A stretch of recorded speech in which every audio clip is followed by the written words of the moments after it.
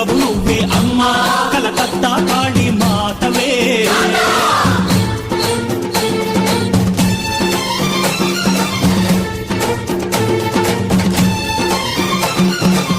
నరకుణ్ణి హతమార్చి శ్రీకృష్ణుణ్ణి కాచి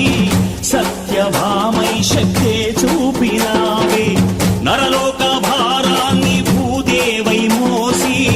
సాటి లేని సహనం చాటినావే భద్రకాళి నిన్ను శాంతపరిచేందుకు రుద్రనేత్రుండు శివుడైన సరితూగులా